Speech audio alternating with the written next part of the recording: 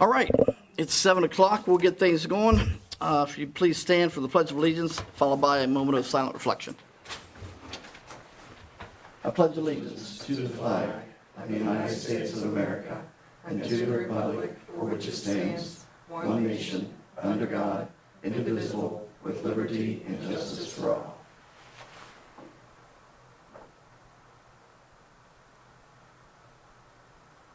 Thank you. You may be seated.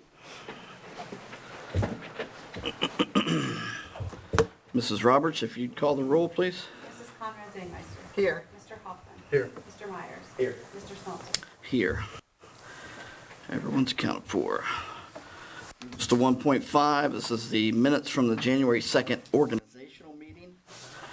If you've had time to look over that and everything seems fine, I need a motion to approve. So moved, Mr. President. Moved by Mr. Hoffman, Second. second by Mr. Myers. Mrs. Roberts. Mr. Hoffman. Yes. Mr. Myers. Yes. Mrs. Conrad Zainmeister. Yes. Mr. Smeltzer. Yes, motion passes. Moves to 1.6, the minutes then from the regular January 2nd meeting. No questions, need a motion to approve. So moved. Moved by Mr. Myers, I will second. Mrs. Roberts. Mr. Myers. Yes. Mr. Smeltzer. Yes, Mrs. Conrad Zainmeister. Yes. Mr. Hoffman. Yes. motion passes. Then 1.7, we have the minutes from the January 12th special meeting. Any questions for that? If not, need a motion to approve. So moved. Moved by Mrs. Conrad Zangmeister, and I need a second. No second. Second by Mr. Hoffman. Mrs. Roberts. Mrs. Conrad Zainmeister. Yes. Mr. Hoffman. Yes. Mr. Myers. Yes. Mr. Smeltzer. Yes, motion passes. That moves to 1.8, adjustments to the agenda. None at this time. Okay. We'll move into number 2, information discussion. 2.1, superintendent updates. Mr. Belville. All right, thank you, Mr. Smeltzer. Appreciate everyone being here this evening. Good crowd tonight. A few things on the agenda I want to get over, and then as we are going into the start of the new legislative session, the 135th General Assembly is together, so I want to go over a few things there. But first, in our agenda, and I can talk more about these later as we get through them, I do have a motion for Andy Clark to transition back to the classroom, our new financial literacy position. If members remember, this is part of a state requirement now. All students beginning with this year's freshmen must have a semester credit of financial literacy. To get all students through a semester of financial literacy, we simply don't have space in the current master schedule for that many sections to run students through there. So kind of necessitated the creation of a new teaching spot that will do the financial literacy, and then also will start a career exploration class at the high school. We've had one at the middle school that has gone really well. So we will expand that to the high school, and hopefully through that career exploration class, again, goals of helping students find pathways to whatever comes after high school, whether it's college, whether it's workforce development, whether it's military, you name it. So we'll be looking to kind of expand how we're showing kids pathways to success after high school. So that's kind of exciting, and we're looking forward to that. So we will be recommending to the board to move Andy Clark from athletic director to that teaching position. Andy was a social studies teacher at Chesapeake High School, and that's one of the licensure areas that can teach financial literacy. So look to move him there. Also, we'll recommend the board approve him as our new varsity head football coach. In moving into that position, he will be resigning the athletic director position. Hate to see him go. Has done an incredible job as athletic director the last 4 years, and hate to see him walk away from that. But prior to coming here, Coach Clark was president of the State Football Coaches Association in Ohio. Andy Clark is highly, highly respected football coach. You don't elevate to that type of position in a state organization without having a lot of respect of your peers and being a good coach. And so it's exciting to have him take over that program. But obviously will be a huge challenge for us to fill those shoes as athletic director. Also, in the agenda, towards the end, you will see that we have the calendar for the 2023-2024 school year for your consideration. We'll be recommending that the board approve that. I want to thank our Teachers Association. They provided a lot of hard work towards crafting that calendar. They have a calendar committee that meets and drafts 3 different calendars. I take those and look at different options, then work with administrative team on our end to craft a draft for the board's consideration. So I think we have a solid calendar. We've gotten to a place where our calendar works really well for us and kind of flows from year to year. Some minor changes due to when holidays are located and trying to keep 9 weeks and semesters evenly spread out with days and balanced. We did add an additional professional development day for staff next year in the calendar. With the new dyslexia law going into place that requires all teachers to have 18-hour, or elementary teachers and IS to have 18 hours of professional development towards the curriculum and the implementation of dyslexia screening program and interventions in that regard, as well as other requirements coming from Columbus, new trainings that staff required on top of all of the trainings they already are required to do by law. We could not find a way to work time into the schedule to do all the trainings required, especially with the shortage of subs that we have right now. So we did work an extra professional development day in there for those purposes. So just one of the highlights there, but looking at a start date of August 17th, that's a Thursday, which is correlating Thursday to the start this year. So much of the calendar is very, very similar to what we had this year, just some minor changes. So we'll ask the board to consider that for approval. And then any other agenda items that come up as we go through, obviously be more than willing to expand on, talk about, but most of the recommendations are pretty straightforward. As far as the legislative update, things are definitely interesting in Columbus right now. The Republican Party won the majority in the House in the November election. Shortly after the election, the Republican Party gathered to determine who the Speaker of the House would be. A straw poll was going to award that to Derek Marin as a representative. And when they came back from their Christmas break and convened the General Assembly, 22 Republicans broke ranks and joined all House Democrats to vote for Representative Jason Stevens, who is a Republican from Lawrence County, and voted him in to be Speaker of the House.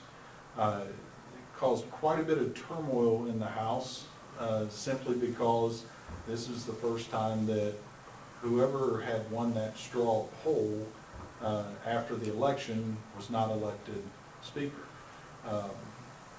Why this is important, it's really throwing a wrench into how bills are going to go through the House right now. The House has yet to set committees. They've yet to announce any hearings. They have no meetings scheduled to get the entire House together. So it's really kind of bogging down things that are going to happen. And one of the biggest things that needs to happen very early on deals with the state budget.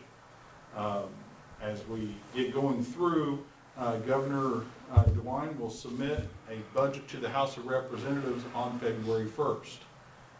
We are coming up on February 1st really quickly, and the House has yet to name any committee members or list any sessions. So that's why we're watching that fairly closely. It's an interesting time in politics for sure. The 22 Republicans that broke ranks were censured by the Ohio Republican Party.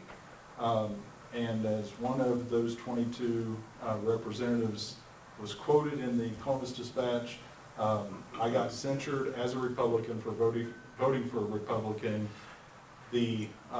And he used an expletive, are running the show in Columbus right now. So, things are interesting to say the least, and we'll keep a close eye on it because this is going to be a big session in regards to education. Senate Bill 1 is the highlight of the session right now.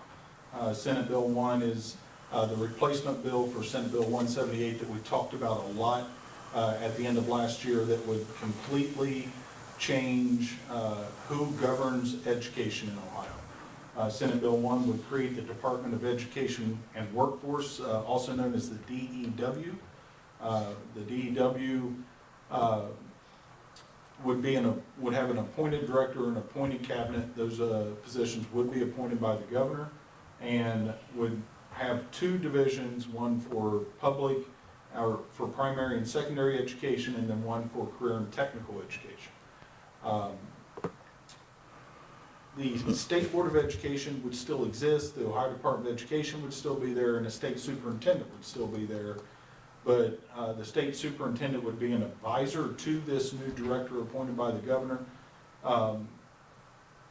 One of the big changes that we're seeing from Senate Bill 178 to Senate Bill 1, though, is really causing some stress for educators.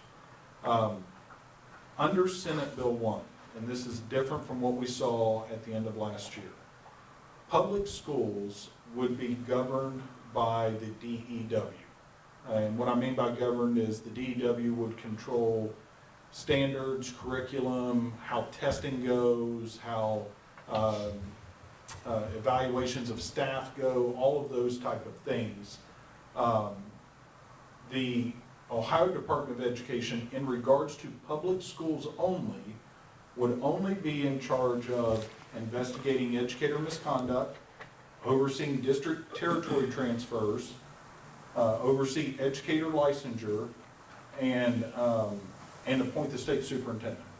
That would be the state board's scope of power, and they would use the Ohio Department of Education to do those things.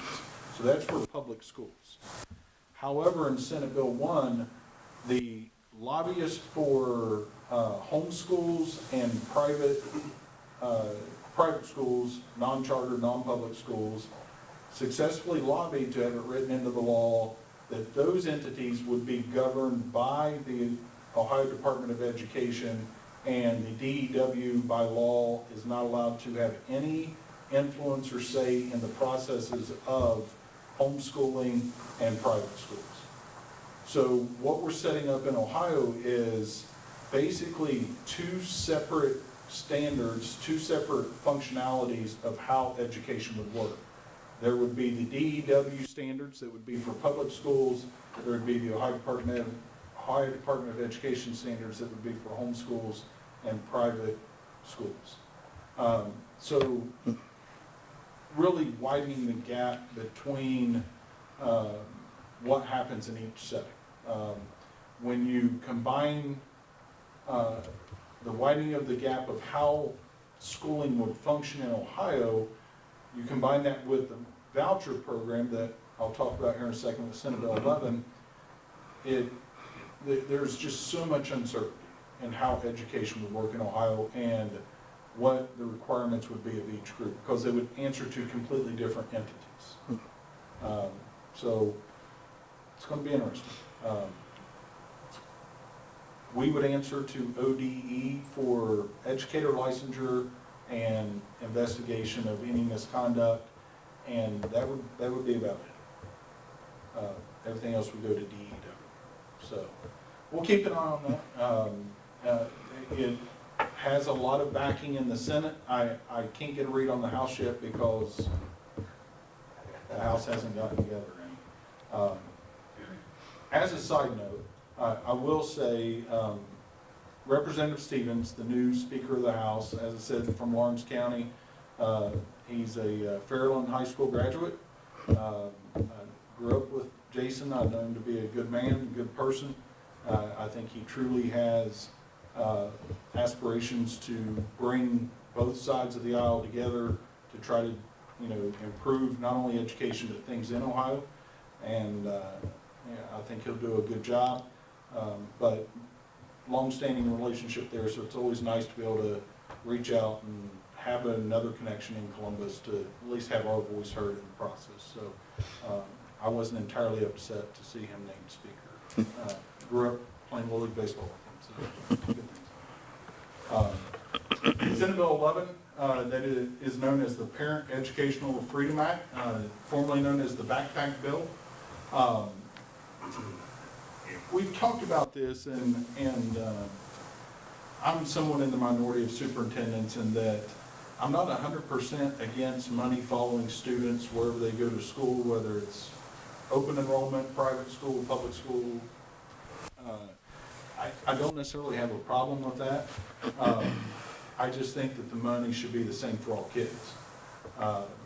Right now in Senate Bill 11, vouchers would equate to a student in a K through 8 school would get $5,500 per year in a voucher. Students in grades 9 through 12 will get $7,500 per voucher. We don't receive $7,500 per student in the high school now.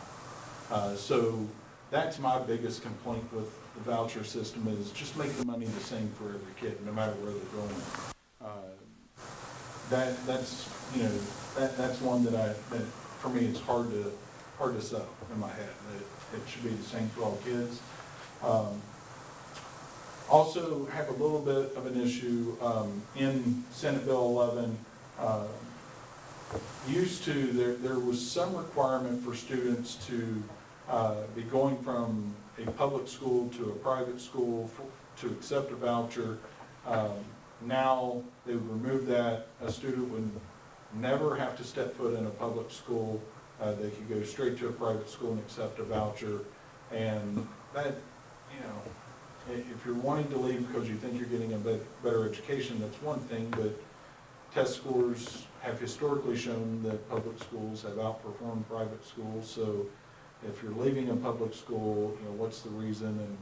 And if money's going to be taken from tax revenue to fund these, then we should have an option. There should be an opportunity for us to educate the kids so that they see what it's like here before they decide to go somewhere else. But just my personal opinion on that one. But again, we'll follow Senate Bill 11, would provide $536.4 million towards vouchers in the first year with annual increases. So extremely expensive. Again, public schools have asked for just equal funding in the state formula to fully fund that. This shows that the money is there. We've also seen over $700 million deposited in the rainy day fund recently to take it to $3.5 billion.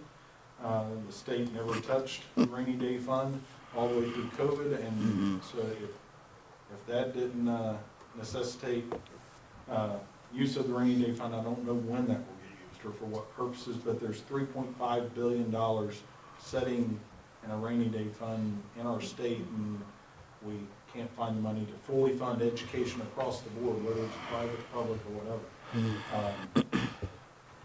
Doesn't make a lot of sense, but anyway, those are the two big bills that are out there right now, along with the budget bill. And like I said, February 1st, the governor has to submit a budget to the House of Representatives.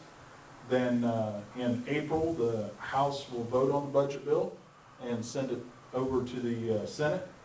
Then by June 30th, the entire budget has to be back to the governor for line item vetoes and for him to sign the bill into law for it to go into effect July 1st. So we're towards the end of January. That process is going to pick up quickly. So we'll keep an eye on that and keep the board informed as we go through. Any questions? That's all I have, sir. All right. Mrs. Roberts? Okay, a few things for tonight, a few agenda items. First, you'll see actually in the next agenda point 2.3, we do have one first reading of a policy update, which I can go into more in the next agenda item. I do have my financial report and insurance report from December, since our first meeting in January was kind of right out of the gate. We hadn't closed the month yet, so I will report on both of those this evening. And then the third item that I have in the agenda this evening is appropriations. So again, I can get to some more details there, but just amending some appropriations just to add some different funds and how we're going to spend some of that money based on some grants and stuff that we've received. One other thing is just an audit update for fiscal year '22, so our fiscal year that ended at the end of June. Typically, at this point in the year, we are completely 100% done, our audits are filed. The auditors this year are running slightly behind. So we have had auditors in here, they are wrapping up our audit reports. So far so good, everything looks good, but we'll have that official report to you hopefully by the time we meet next time.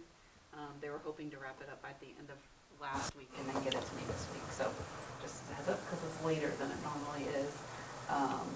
So nothing, normally by the time we go out for Christmas, we've had it, but. Yeah. So anyways, those are really just the three kind of things to run through this evening. Anybody have any questions? I know I can kind of hit into more detail on the rest of those. The next one? Yeah, so the next thing is just a first reading. So this is a first reading on support staff fringe benefits, and really the change here that we would like to look at is for tuition reimbursement. A few years ago, we added some tuition reimbursement benefits for our support staff. Our certified staff has always had this, where they receive 75% of their tuition will be reimbursed back to the individual. And then there is a cap on it annually for all teachers. So there's certain times throughout the year that they have to submit it by, and then we reimburse for tuition. We added that benefit for our support staff in 2020, so about a little over 2 years ago. What we would like to look at is, before we were actually paying this out at 50% of course tuition. We would like to propose changing that to 75%. But then also putting a cap on that. And the reason the caps are different is we went and looked at how many support staff we have versus how many certified staff we have, and just averaged it out. It's about $290 per person if you were just to average it out. So support staff has a cap at about $27,500 versus our certified staff is around $43,000. So just kind of equaling that out, really looking at if we are helping employees with tuition or tuition equivalent, because it may not always be worded as tuition, just looking at if it's going to benefit the district, it's something that would need approved before taking the class. But if it's something, that's going to help the district, aid the district, further somebody's career that in turn could help the district, we would like to make that somewhat more even, so that they both pay out at 75%. So just looking at that, again, tonight's a first reading. Happy to answer any questions on it, or if anybody thinks of anything later, we'll bring this back at a later board meeting. So tonight is really just a first reading, just for informational purposes. If by chance you would hit that cap, is that support divided equally then? Rather than first come, first serve? Yes, that's how it's done with certified staff, and basically with certified, it percents it back out, so it says, okay, instead of 75%, it would, and I don't have the exact numbers off the top of my head, but it would pay out at a certain percent of a lower percent. So we could get that in there if we wanted to do that exact thing, or we could even reference, in other policies, we do reference the negotiated agreement. We could reference the negotiated agreement just so that it always follows those percentages if we wanted to word it that way. Okay, thank you.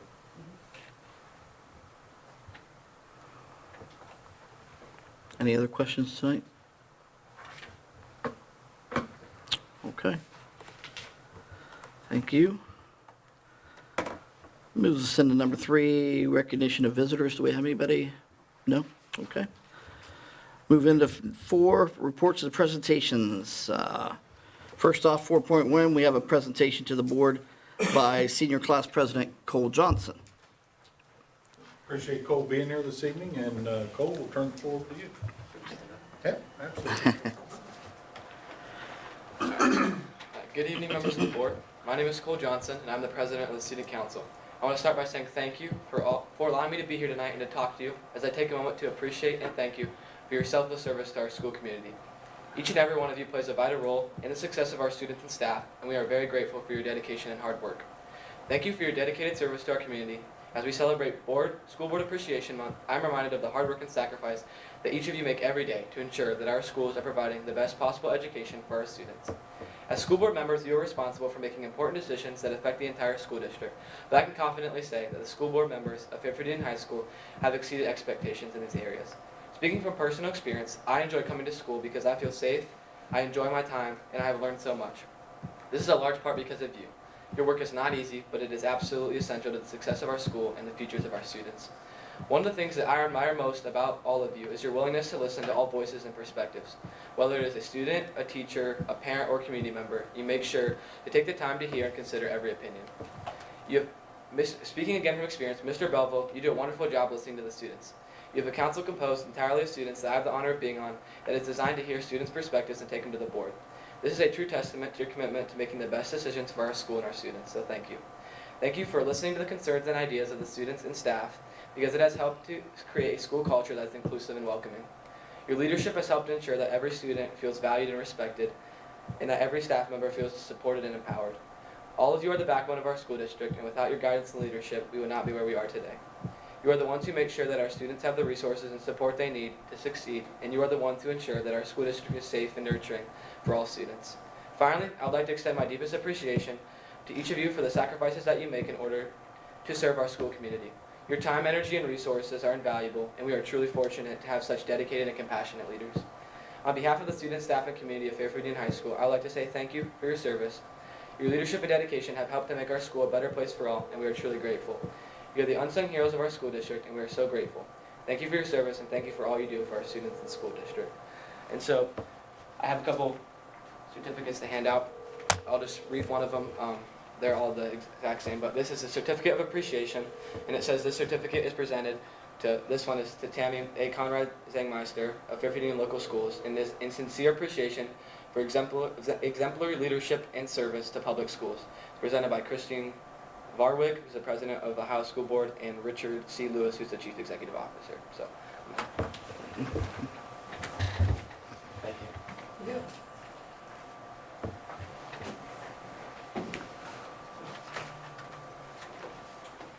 This one is for Toddy Hoffman. Thank you.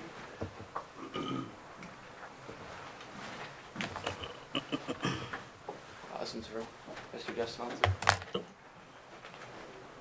Thank you. Thanks, Bill. Right here.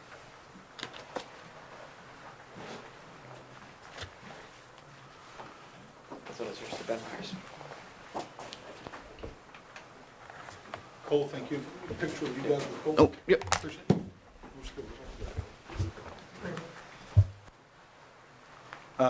Yeah.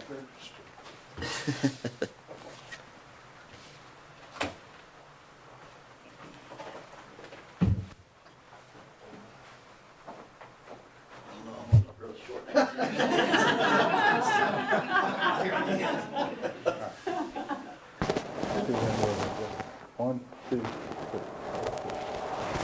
Thank you. Good job. Cole, thank you. Appreciate it.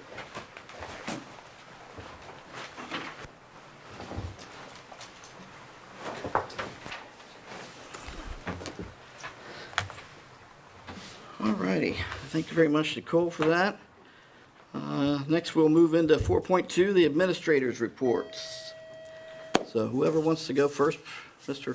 Belleville? All right, we'll just go in order that Christie put them on the agenda there. So Mr. McPhail, if you'll lead us off. Okay. Thank you, Mr. Belleville. I just have a few things tonight, but to Cole, what a class act. Really does a nice job in all regards. And he and so many other students, for example, his day today, I couldn't help, I was sitting here watching him. So, he gets there at 7:15, the Belts class starts at 7:20, so he's been at it since 7:20 this morning. After school today, over to play practice. then to basketball practice, then to the board meeting, and I'm pretty sure he's probably got some homework beyond that. So, we have so many just like him, but so proud of the work they do. I've mentioned to the board before about our instructional coaches and the work they do, primarily at the high school, not completely, but primarily at the high school. We work with Ms. Lorich, and Mr. Schaefer and I meet with her most Mondays. We have a scheduled meeting every Monday morning at 9 a.m. Occasionally, something comes up and we've got to bump it. But we met today. We've been talking here recently about our push as we head into testing to, we've got benchmark assessments. We've got things in place to help monitor our student progress toward being successful toward the end goal. Not just on the test, but just the curriculum in general. But we have made a specific effort as we head down this last 3 months to testing in geometry. We feel like that we have much more to give in the area of geometry, so we have targeted 4 specific areas that we're going to be working with the high school math department on to hopefully help support in giving our students what they need to move that number a little bit to help them perform better, not only on the geometry end of course exam, but this also has implications for the ACT test as well. The first one, the state come out a couple of years ago and they have refined it, a very nice instrument called Restart Readiness. And what that is that is a type of a benchmark and checkmark assessment that teachers can give. It aligns to they are previously given test questions, and then the program will disaggregate the data for the teacher. So it's a lot faster process, it's very tightly aligned, and it's previously released test questions. So we know that the rigor is right, everything is aligned. That's one of the 4 areas we're going to be working with Mr. Montgomery in his classes to implement those. We're going to use those to kind of monitor the student progress in real time these last 3 months so that we can make remediation where necessary. And also, we want to kind of gauge the benchmark assessment that we've written in geometry, his own benchmark assessment, and make some determinations whether that instrument is giving us what we want to give. So that's one of the things that Mr. Schaefer and I, Mrs. Lorich, will be working with. Also, in the process of doing this, we have targeted, don't get me wrong, we're targeting all our students, of course, but we've targeted 20 to 25 students using primarily the value-added data that the state puts together. And one of the things that value-added data will do, will look at a student's past performance in a course, in this case math, and it'll give a trajectory for those students. So the students who have an upward trajectory, but maybe haven't scored at proficient in most recently, we're targeting those students specifically because what we feel like that data tells us is that they're really ready to perform at a higher level, and we just need to figure out the nuances to be able to help them meet their needs for those scores to go up. So we're targeting 20 to 25 students specifically in that area and in that category. That's the second area in geometry we're taking a hard look at. We are, in some of our other content areas, we've had staff members establish folders. They take all of their previously released test questions and they put those into folders based on the content standards. It is a quick way to be organized. They can get to that very rapidly when necessary in a given class period when they're working with students or when they're creating lessons. So we want to work with Mr. Montgomery and the department to continue to do that, so we have that information targeted. Also, in the previously released test questions, the questions that are most commonly given, often referred to as power standards, that's educational jargon, but the simple fact is there are certain questions on every test that we give, that the state gives, that are more frequently asked. They're more important in the state's eyes. So we definitely want to make sure that we're covering those questions well. It also goes to one of the common things that teachers struggle with when they're working with students, and we talk about data all the time, and you see that maybe the students haven't learned something you taught yesterday as well as you thought they should, then there might be a moment where you need to reteach. That makes teachers nervous because then, do I have time throughout the course of the year to get to everything? Well, understanding the questions that are given the most And making sure that we cover those will help them kind of plan better for, what we maybe less frequently asked question that we don't have to spend as much time on and getting all that sorted out. We want to help with that. So that's the third area. And then we had, in the district, in every content area, we have a program called Apex. It's a digital learning platform, and it is a pure, like they could be standalone classes. The entire content for, name a content area. In this case, we're talking about geometry. That's there. So we want to use that much more efficiently in the process of all of our classes, but specifically in geometry. And we've made a decision that we want 2 touch points minimum a week in the geometry class, specifically with the Apex content, at the discretion of the teacher. Could be used as a quick reference, maybe a bell ringer at the beginning of class. Probably, at least my bias is, maybe one of the most effective uses would be to tie that in as homework, because then the students have something they can take home. There's information, videos, and information they can read that will help them supplement the work that they just learned in class that day. So 2 touch points a week in Apex. I wanted to mention that to you because 2 reasons. Number one, we're proud of the work that we've done and the progress that we've made in the district and the collaborations with all of the buildings and all the grade levels in math. But we recognize, compared against our peers at the high school level in geometry, we're not where we want to be. And so this is an effort for us to try to find, to get to a better place there. I wanted to give a quick shout out, winter homecoming. We just had winter homecoming last weekend. And Mr. Bowles, brand new teacher, doing a great job for us in many regards. He's hungry, so he took the winter homecoming job on. That is not an easy task. He did a great job from start to finish. Communication was great. It was extremely well organized. Mrs. King, who had done that for years, worked with him. Gave great collaboration and guidance to him. And then he made it his own and took it and did some really nice things. So I wanted to give him a shout out here to the board. He's anxious to be more and more involved in as many things as he can beyond the classroom. So that's exciting. We sold 350 tickets, 347 I think, to be exact, to the dance. That's both of our homecoming dances this year have been really, really well attended. Kids are having a great time. Behavior was super. And Cole Johnson and Nella Stansberry were the king and queen. So shout out to them as well. It's Cole Johnson night. Just some quick things from around the school. FAC team season is underway. It's kind of, if you're not familiar with FAC team, it's a competition with the other schools in Fairfield County and the Mid-State Leagues, Quiz Bowl kind of a thing. It's an academic competition and we keep score. We will host an event here, but it travels. It's just like an athletic competition. So Mrs. Ballant is the coach of the FAC team, and she's done a good job with them. So they're getting underway. Our combined efforts of National Honor Society, Key Club, and Student Council. The high school, we just completed the end of last week a hat, sock, and scarf drive. So I wanted to thank them and congratulate them on a very successful effort there, outreach to the community. Musical rehearsals are in full swing. They're at it just about every night of the week. The set's being built. Kids are working really hard. It looks like that's coming along really well, so we're excited. The musical is the 3rd week in March 16th, 17th, and 18th. So Thursday, Friday, Saturday, and we'll get more out to you on that. Remind me again, which one are you doing? Annie. Annie. Yes. And then all of our CTE programs have competitions, and they've done more and more of those in recent years. And we're heading into CTE and DECA competition time. So all of those groups going in various competitions that ultimately, they're trying to get to the state and national level. And we've had good success in those over the years.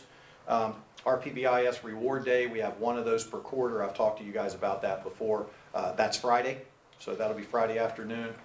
Students that have achieved academically and that their behavior is where we want it to be, they get an afternoon to have some fun. They get to pick their activities. We let the students create the list of activities to choose from this quarter as well. So that's coming up. Very quickly in athletics, the swim team. Our swim team is a hybrid. It's really a club team. Not a full-blown sport in the district, but it really truly is. And they've had a great year. Now, they do compete for the Mid-State League title, and then at the district, and sectional district and state level. They're good. They've had a great year. Mid-State League meet is this weekend at Columbus Academy, and then that'll follow with the sectional and then into the district. I would anticipate some deep runs out of some of our swimmers in that regard. Boys basketball, in the midst of having a really, really good year, we're in control of our own destiny for a league title, assuming that we can take care of our business in all of our league games. You know, this is probably going to come down to Tays Valley, Fairfield Union, Bloom Carroll scenario. We beat Bloom Carroll the first go around. Tays Valley beat us. Tays Valley's beaten Bloom Carroll both times. So if we beat Tays Valley and take care of our other business, then we stand to at least tie for a league title. So Coach Schaefer will kill me for bringing that up in a board meeting. Girls basketball and wrestling have had solid success this year as well. At times, the girls had a great win at Tays Valley last week. Tournament time's coming up pretty rapidly for both of those. So, you know, we're in the midst here of rounding out the spring, or excuse me, the winter, and headed towards spring. Excited about what's to come. Ready to finish strong. Question? Thank you. So, Hello, good evening. I just want to, first of all, thank the Board of Education, Mr. Belleville, starting off for Deputy Bennington. He started with us in January, and it has been such a blessing to have him in our hallways. You know, just having his presence in the building. He immediately came up to me within just, you know, the first couple of days of being there and said, oh my goodness, like the students and the staff have been so welcoming to me. So this just, I think that speaks a lot for, you know, our school and the kids that are there, that, you know, our middle school students are, you know, just so welcoming to having this officer within our building. So I just very much appreciate his presence, and I look forward to, you know, that relationship that he's building with the students and the staff as well. So thank you very much. This past week, we completed our SOS program at our middle school. You know, mental health is such a focus now in schools, and just kind of making sure that we are developing the whole student and making sure we're meeting all of their needs. So we did have programs for all 4 grade levels. The 5th and 6th grade had kind of like some watered down lessons. 7th and 8th grade, of course, have a little bit more in-depth discussions and an additional day of lessons with the SOS program. Again, we partner with Nationwide Children's Hospital for this, and they provide our English language arts teachers with those lessons and discussions and some short videos to get those discussions started. And, you know, within that, we have screeners that we give to the students that allow them to be able to decide if they would like to speak to an adult after those lessons are presented. We had almost 80 students within the entire building wanting to speak to an adult as a follow-up. So we did have some staff members who were available for our students. And then from there, if they think that they need even someone else to speak to, we had a couple of other staff members who were available for follow-up, even in addition to that. And 27 students were seen even as a second time. From that, the students, you know, the 27, of course, who had a second conversation, phone calls go home to families, and, you know, we then are able to perhaps talk to them about resources that are available in our local community, different counseling resources and so forth. So it's been a really good outreach for us, for families here in the last week. So it was a really, really good program. We are at the place right now in our winter season with athletics. We're kind of rounding out. We actually had our girls basketball. Their last home game was this evening. 7th grade won, 8th grade was down by just a few points when I left at halftime. And our boys, they had their last home games last Saturday. Wrestling, their last meet is this Saturday as well. So we're, you know, going into tournaments and those MSL meets for our wrestlers. We are going to be having our Falcon Brunch for the second quarter. That'll be Friday, February 3rd. And we are recognizing 100 students, 25 per grade level. at the end of our second quarter.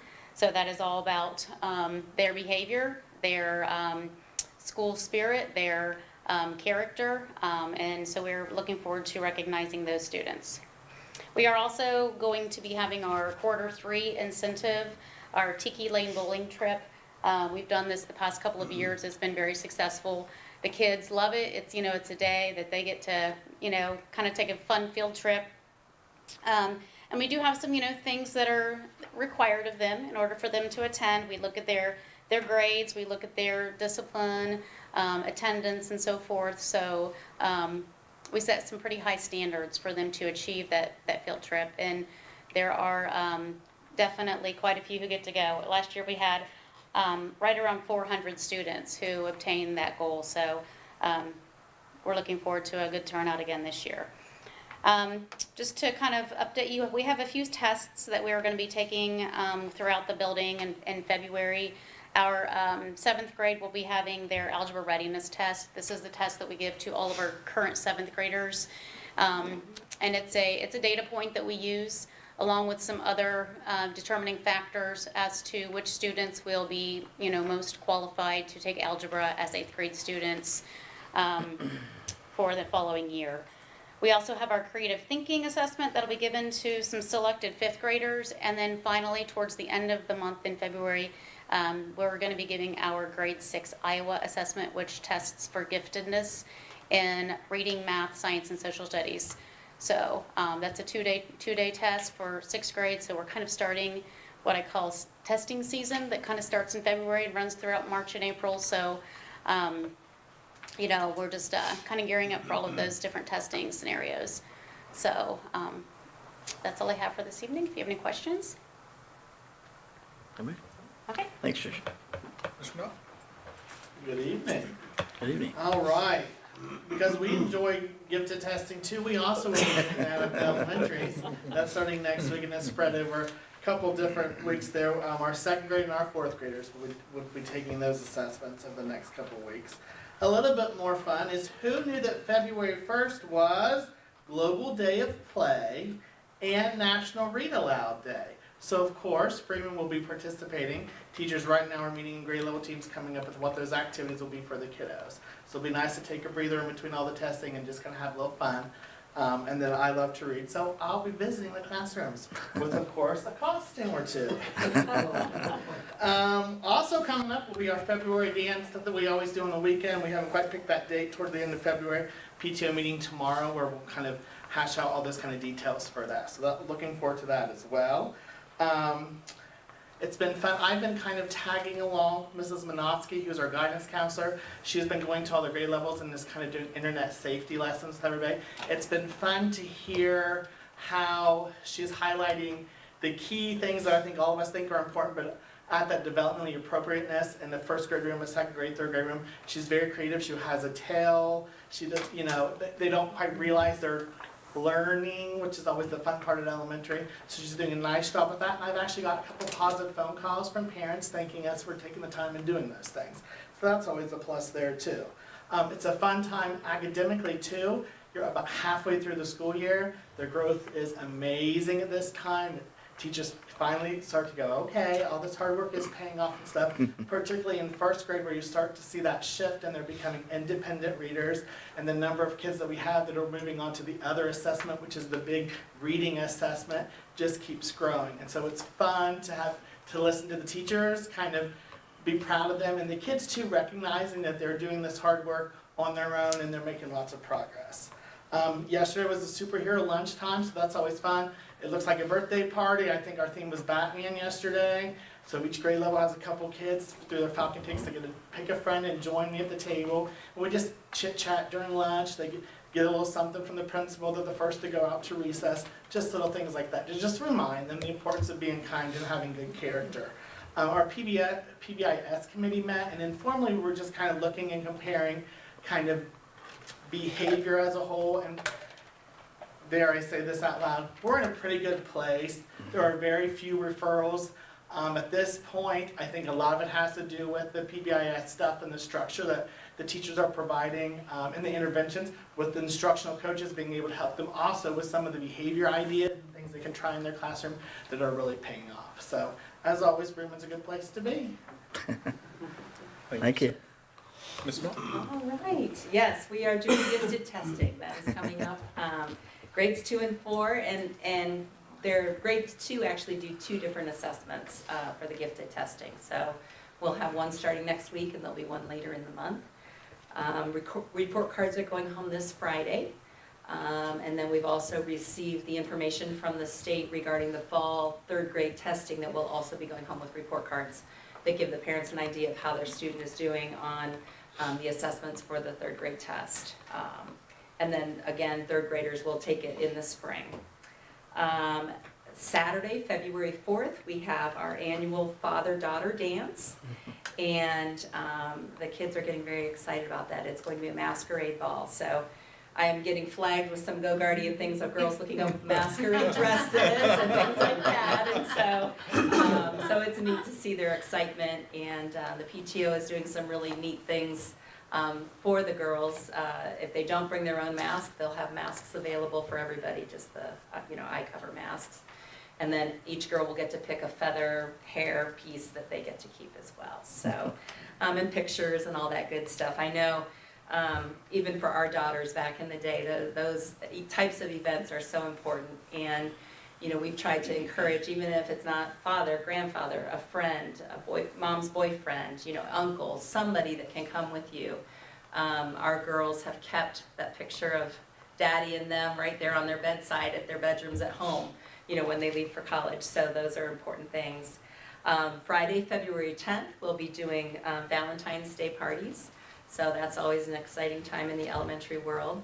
There are those kids that select very carefully the Valentines to give to every person, and then there's the ones that just sign their name and whoever gets whatever. So that's always just a fun time, and I know parents enjoy coming and having a part in those parties and being able to see their kids and their kids' friends and things in the school setting. We've also been focusing a lot on our positive behavior intervention supports, and right now we've pinpointed 2 areas that we know need a little bit of extra work, and those 2 areas are buses and students riding the buses and playground. And so as a committee, we've worked to put together some very basic, I guess I would say, basketball rules that really do try to model what the expectations are as kids play on teams and things like that, regarding fouling and things, and just reminding them that it's great to be competitive, but we shouldn't be coming in with bumps and bruises and so on. So just working with them on some of that stuff. But the committee is doing a great job, and so moving forward through the rest of this year, once a month we're going to have lunch with a special person. And that person will rotate. It'll be me, it might be Mr. Gallagher, it might be Mrs. Peters. And the teachers will present students who are showing great positive behaviors in the classroom and just really setting a good example. So we're doing lots of great things with our PBIS committee. And then save the date, Saturday, April 1st is the date we have for the Pleasant Hill Carnival. So if you get a chance to stop by, it's standing room only and wall-to-wall people and lots of fun. So, and that's all I have. Are there any questions? All right, thank you. All right. Thank you all for being here and giving your reports. Is it okay if they're excused to go? Yes, definitely. You all can be excused or stay. It's up to you. But thank you. All right, so we'll move into the number 5 consent agenda section. First up is workshops and conferences. List of 11 conferences Yeah. there. We went through such a long period where we weren't able to get out and get to things, so it's great to get back to where our staff members are able to get to conferences for professional development and to expand their knowledge. So there's a list of 11 there. I'll be happy to speak directly on any of those that you might have questions on, but would recommend we approve those conferences. I don't know if Evan Schaffner needs to go to anything. All right, anybody have any questions? All right. All right, then we go to 5.2, financial items. Mrs. Okay, few items this evening. First is our financial report for December. Sometimes I feel like a broken record coming in here saying we're trucking along, but at the same time, I feel like that is really good news in this area. So I'm gonna kind of keep with the theme and saying we're trucking along. I do not have any major call-outs at this point. The good news is it's 6 months into the year, so halfway through the year, we are coming in, our revenue is up 5% to last year, and expenditures are up 3%. So I always like to see that, obviously with revenue being up a little bit more. Total revenue for the year, we received I'm missing a number in here, I apologize, $13.2 million for the year, versus about 12.6 at this point last year. Honestly, nothing major to call out. We will receive our next round of property taxes at the end of this month. So obviously when I come back for January, February recaps, I'll have some more information for the board at that time. Our expenditures are at $12.2 million versus 11.8 at this time last year. Our biggest change is in personnel services, which is salaries. We are sitting at $6.3 million versus 5.9. It's up 8% to last year. However, it's coming in at 52% of my forecast, so right where we should be at 6 months through the year. Also keep in mind that we are absorbing some new positions this year where it's the same cost. However, last year they were purchase services through the ESC, and they're now our staff members, so they're now salaries. So that is where some of that shift is coming in. So right on track to where we thought that would be. Benefits are up 4% to last year, really no major calls, and I'll get into more of that insurance calls in this, the next recap. Purchase services are just under $1 million. That is, just keep in mind, we haven't talked about this in a while, but that's because of tuition is now just reflected in our state payments versus coming out of purchase services. So it just goes through the state foundation payments versus paying it out of purchase service, which that's for everybody in the state. So it looks different, but it's just the way that its funding is being done this year. Supplies is pretty similar to last year. We're at $461,000 versus $436 last year. And then transfers out are just a direct correlation to income tax, so no major call-outs for that point. Overall, our cash balance, we ended the month of December at a little over $16 million versus $13.7 million last December. I looked at last December, and between the time that we ended December till the end of our year, we gained $1.5 million in cash. So if we were to do that same thing from the 16 million now and gained at 1.5 million, we would be at 17.5, and I'm forecasting the year to come in at 17. So right around where that forecast is coming in. Keep in mind, one of the things also that we're looking at, and it's built into this forecast, but that we are transferring more money. Instead of transferring it into debt retirement after this year, we start transferring it into PI to start paying for some of those major projects. So just kind of keep that in mind. But overall, I feel like we are on track. I feel really good about where the year is coming in. Obviously, to Mr. Belleville's point, we will see where funding happens for next year. I did pull a forecast to only be funded at a 40% rate, at 40% of the increase for next year. We're at 33.3% this year. Originally, they thought it would be increasing 16% per year, so if we are funded any more than that 40%, we could float up a little bit, but at this point, we just don't know. So still kind of, you know, playing a little bit on the safe side, but also probably pretty realistic considering we don't know what's gonna happen with school funding for next year yet. Any questions in the financial stuff? We'll see more once we get our next round of property taxes and income taxes. Those are our two next major payments. The good news is typically December and January are our two lowest points in the year for our cash balance, and we're in really good shape. So kind of made it through our low months just from a cash flow perspective. Historically, those are always our low months, but feel good about that. Okay, if there's no questions, I will go into our insurance report. very similar story in insurance. We're having a really good year in insurance, right where I would like to see us. So overall, our health insurance with revenue, we're sitting very similar to last year at about $2.1 million in revenue. Keep in mind, we held our monthly premiums flat. And also, we are receiving rebates this year from pharmacy. We received about $86,000 in rebates this year. So overall, feeling really good about the revenue. Our expenditures are very, very similar to last year at just under $2 million, so 1.965 versus 1.925. Admin costs are slightly higher this year since we took a model where we're getting pharmacy rebates. So years past, we didn't receive rebates. We had a lower admin cost. This year, we have a slightly higher admin cost, but getting rebates. So overall, I think it was the right plan to take and really happy with it.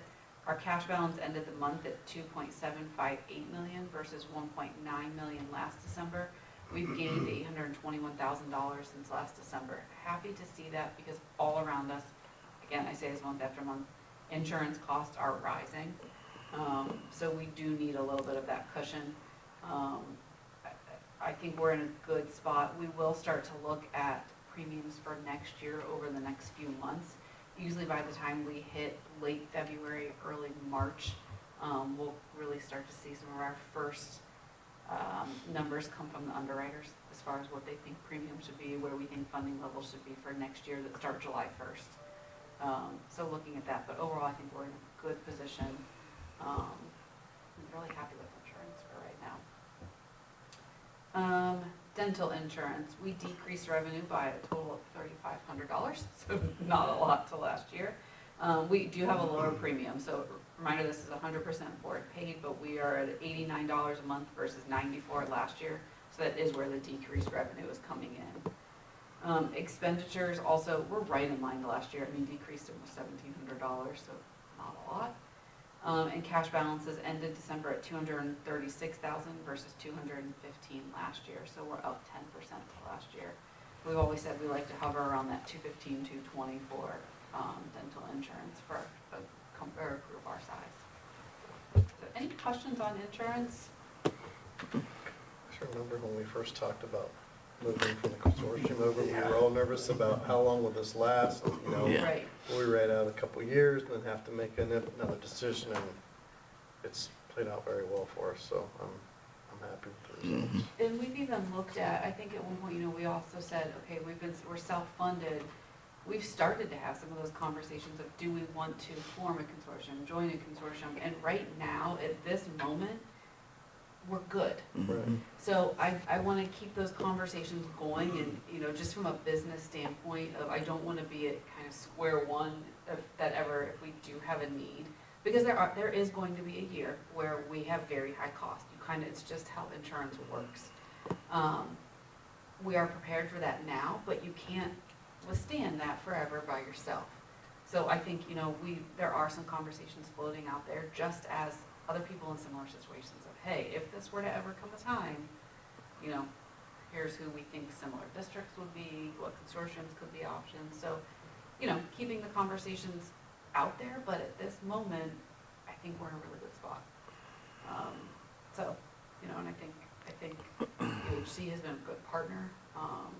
Chip and his team have been really good partners. So we actually just had last week kind of our kickoff to the next funding year, where we really sit down and really analyze all the insurance numbers, where we are compared to the norm, where they take clients who are similar to us, they compare our claims, they compare what type of claims we have, where our high cost claims are, where some of the diseases that may be very prevalent in our claims, where those compare to other people, and we're kind of right in the middle, which is what we want to be. We're a good client for UHC, which, to be honest, going into looking at funding rates, I think they realize that, and I think that we're in good shape. So I like where we are.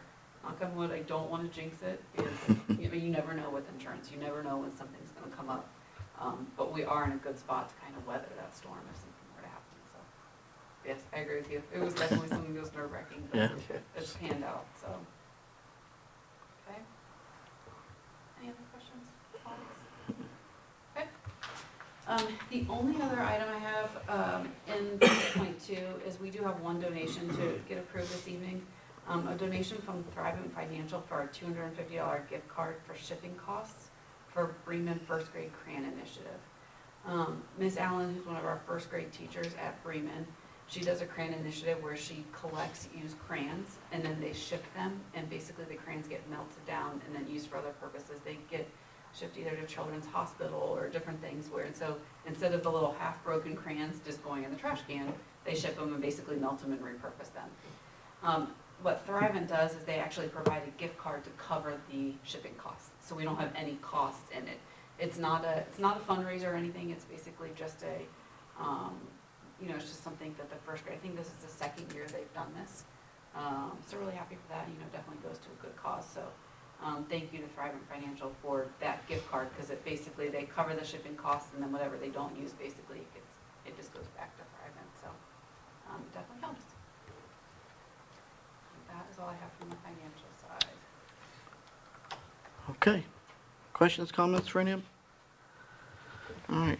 Need a motion to approve the consent agenda items? So moved. Moved by Ms. Conrad Zingmeister. Need a second? I'll second.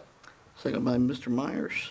Mr. Roberts. Mrs. Conrad Zangmeister. Yes. Mr. Myers. Yes. Mr. Hoffman. Yes. Mr. Smelter. Yes. Motion passes.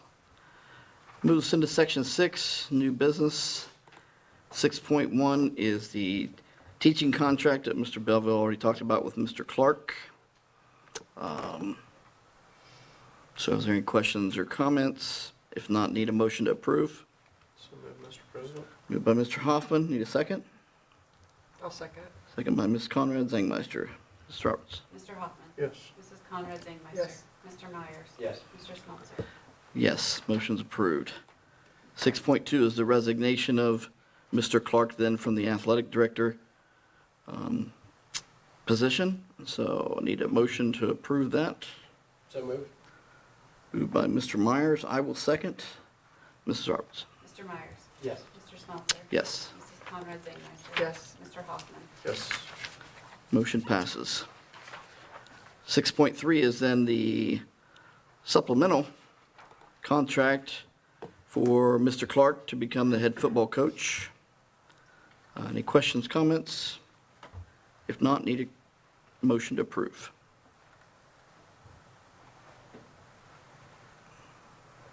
So moved. Moved by Mr. Hoffman. Need a second? I'll second. Second by Mr. Myers. Mr. Hoffman. Yes. Mr. Myers. Yes. Mrs. Conrad Zangmeister. Yes. Mr. Smelter. Yes, motion passes. 6.4 is a substitute teacher addition for Jolie Turnbull. Unless there's anything more. I'll add to this a little bit. With Trish Rogers going on maternity leave, we tried to find a quote-unquote substitute school psychologist. There's a tremendous shortage of school psychologists in the state, so we were unsuccessful in finding a person to come in. So through the Fairfield County ESC, we'll be using a company called Presence Learning that will provide school psychologist services for us. They also work with a couple other schools in Fairfield County. And they basically do all of their school psychological services virtually, but they require that someone be present to make sure the student gets onto the computer correctly, sets what the student is, they're going through the testing to make sure that it's, they're proctoring the test, those type of things. It's really difficult in the spring here to pull ISs or classroom teachers to fulfill that purpose. The district's low on subs as it is, substitute teachers. So Ms. Turnbull agreed to apply for a substitute teacher license and serve in the role of proctoring all of these virtual tests. She'll communicate with Ms. Rogers while she's on maternity leave She'll communicate with John Turnbull, just getting instruction on what she's supposed to do. We wanted to have one person in charge of that process of getting the kids logged on, communicating with Presence, communicating with Ms. Rogers, communicating with Mr. Turnbull, to make sure that virtual process flows smoothly. So she was available and was willing to work on a very inconsistent basis to do this process. So she's being trained right now by Mr. Turnbull, Ms. Rogers on how to do that process. So that'll be her sole function as substitute teacher, is to facilitate the testing with Presence. Okay. Any questions, comments? Not need a motion to approve? I'll second it. Moved by Mr. Myers, seconded by Ms. Conrad Zangmeister. Mr. Myers? Yes. Mrs. Conrad Zangmeister? Yes. Mr. Hoffman? Yes. Mr. Smelter? Yes, motion passes. Moves to 6.5, a leave without pay for Kimberly McCutcheon on January 2nd through 9th. Just due to a medical issue. Okay. I would recommend we approve that. Okay. Need a motion to approve?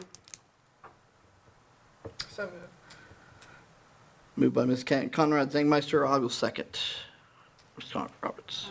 Mrs. Conrad Zangmeister? Yes. Mr. Smelter? Yes, Mr. Hoffman? Yes. Mr. Myers? Yes. motion passes. Moves to 6.6, another leave without pay, one-day leave for Amy Myers on March 20th, 2023. Recommend we approve that. Comments? Need a motion? Move to approve. Moved by Mr. Myers, need a second? I'll second it. Second by Ms. Conrad Zangmeister. Moved by Todd Hoffman. Oops, Mr. Hoffman, what did I say? Mr. Myers? Sorry, Mr. Hoffman moved. Second by Ms. Conrad Zangmeister. Mrs. Roberts. Mr. Hoffman? Yes. Mrs. Conrad Zangmeister? Yes. Mr. Myers? Abstain. Mr. Smelter? Yes, motion passes. Moves to 6.7. There's going to be a motion to approve Crystal Zwick to take DECA members to the Columbus Convention Center on March 10th and 11th for a state competition. Really, just want to tip of the cap to Ms. Swick. We're in our second year, and we anticipate getting kids out to the state in our second year of competition. It's pretty impressive. So kudos to her and the students in that DECA program. Just really working hard to make it succeed. So Yeah. proud of them. Yeah. Need a motion to approve? So moved. Moved by Ms. Conrad Zangmeister. Need a second? I'll second. Second by Mr. Myers. Ms. Conrad, or Mrs., now I'm getting all messed up. Mrs. Roberts. Mrs. Conrad Zangmeister? Yes. Mr. Myers? Yes. Mr. Hoffman? Yes. Mr. Smelter? Yes, motion passes. 6.8 is a motion to approve Jennifer McClure Spillers to take FCC LA members to Nationwide Arena February 16th for Career Day. This Any is a additional? repeat event. We've done this quite often. Okay. Need a motion to approve? So moved. Moved by Mr. Hoffman. Can I guess, I will second that. Mrs. Roberts? Mr. Hoffman? Yes. Mr. Smelter? Yes, Mrs. Conrad Zangmeister? Yes. Mr. Myers? Yes. motion passes. 6.9 is another motion to approve Jennifer McClure Spillers to take FCC LA members to Eastland Fairfield Career Center March 10th for a regional competition. Okay. Self-explanatory, okay. Need a motion to approve. So moved. Moved by Mr. Myers, seconded by Ms. Conrad Zangmeister. Mrs. Roberts? Mr. Myers? Yes. Mrs. Conrad Zangmeister? Yes. Mr. Hoffman? Yes. Mr. Smelter? Yes, motion is approved. Moves to 6.10, the school calendar, 2023-2024 school calendar. If everybody's had a chance to look over it, any questions, comments? If not, we will take a motion to approve. So moved. Moved by Mr. Myers, I will second. Mr. Harts? Mr. Myers? Yes. Mr. Smelter? Yes, Mrs. Conrad Zangmeister? Yes. Mr. Hoffman? Yes. motion's approved. 6.11 is a motion to approve the amended permanent appropriations and resources for fiscal year '23. So bringing some amendments to you this evening, a few things that we're changing. Fund 499, we did receive a $49,000 bus purchase grant. So that is, we actually just received the buses last week, so that will pay for about half of one of the buses. However, because we didn't know about this grant at the beginning of the year, we had not appropriated enough in Fund 499. So basically, this is increasing the appropriation for that grant. The other thing is in Fund 22, you'll notice that each month since we have started using eFinance, so for over a year, we have carried a reconciliation amount for SERS and STRS in our monthly reconciliations. Basically, in state software, it was a behind the scenes at the end of every single month. It took what was estimated you would send to SERS and STRS, and it would compare it to what you actually spent at STRS and STRS, and it would reconcile for it and essentially post it to your expenditures for you. eFinance does not do that. So we've been carrying that each month until we kind of figured out how to make this work. What we have found is that we can use Fund 022, to essentially post that revenue and then also those expenditures. So it's kind of like a clearing fund. But in order to do that, I have to appropriate for Fund 22. So nothing changes with our numbers. It's just using that fund to post that monthly. Is basically all it is, instead of carrying it as a reconciling item. And then the only other thing is we are revising appropriations for Fund 34. This is our OFCC fund. So it's just appropriating everything that's in there in preparation for potentially spending some of that on some OFCC projects such as roofs, boilers, all of that. So I hadn't fully appropriated that, but after some recent meetings, just want to prepare for that in case we need to use that. So 3 changes.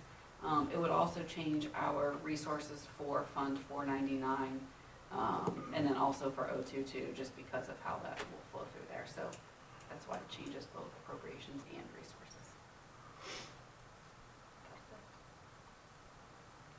Questions, comments? I'll move to approve. Okay. Moved by Mr. Hoffman. Need a second? I'll second. Second by Mr. Myers. Mr. Arts? Mr. Hoffman? Yes. Mr. Myers? Yes. Mrs. Conrad Zingmeister? Yes. Mr. Smelter? Yes. Motion passes. Well, that moves us into number 7, executive session. We will be adjourning to executive session, and there will be action taken afterwards. Need a motion to adjourn? So move. Moved by Ms. Conrad Zangmeister, second.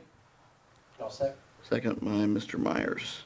Mrs. Conrad Zingmeister? Yes. Mr. Myers? Yes. Mr. Hoffman? Yes. Mr. Smelter? Yes. We are out to executive session at 8:17.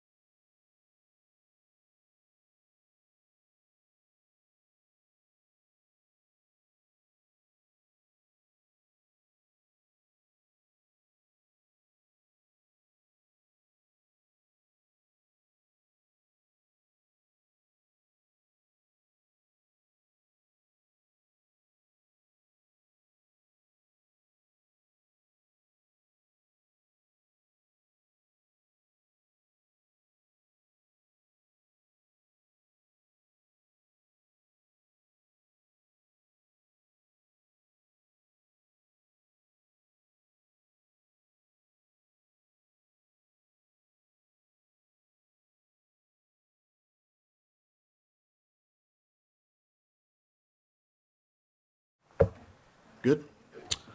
All right, so we are back from executive session at 8:36. First off, I just want to say that we as a board are very appreciative to all of the people in the community who have reached out during this time to put their names in, to say that they would help us and serve if we needed. So we just want to first let everybody know that we appreciate all that, okay? We appreciate everybody in our community. But we have decided on an individual, and I need a motion to approve that person. Mr. President, I move to appoint Tina Johns to fill the vacant spot on the school board. And I second that. Okay, second by Ms. Conrad Zangmeister. Ms. Roberts? Mr. Hoffman. Yes. Ms. Conrad Zangmeister. Yes. Mr. Myers. Yes. Mr. Smelter. Yes. Congratulations, Tina. If you would come up here, please, and come up to Mrs. Roberts, right here. Mrs. Roberts.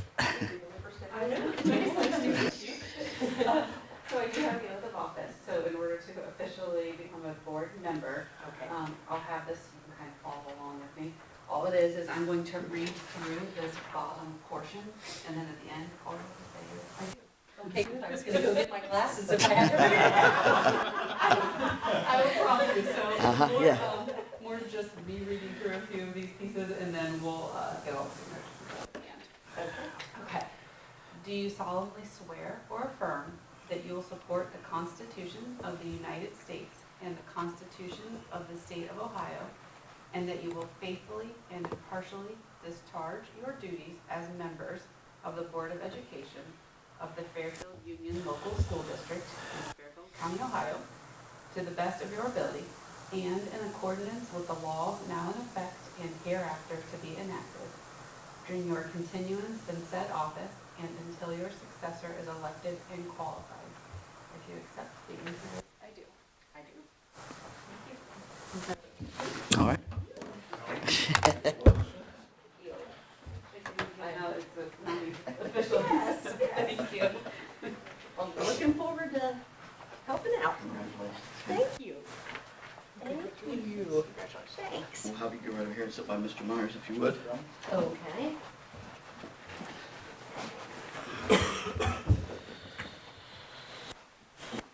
All right. Thank you again, Tina. Appreciate it. All right. Well, that moves us into closing items. Reminders, the next meeting will be February 13th at the Rushville Middle School cafeteria. If there's not anything else, I will take a motion to adjourn. So moved. Moved by Ms. Conrad Zangmeister. Need a second? I'll second. Second by Mr. Myers. Mrs. Roberts. Mrs. Jones, just so you know, I will have you vote on this one. Oh, okay, great. All right, Mrs. Conrad Zangmeister. Yes. Mr. Myers. Yes. Mr. Hoffman. Yes. Mr. Smelter. Yes. Mrs. Jones. Yes. All right. We are adjourned. Thank you.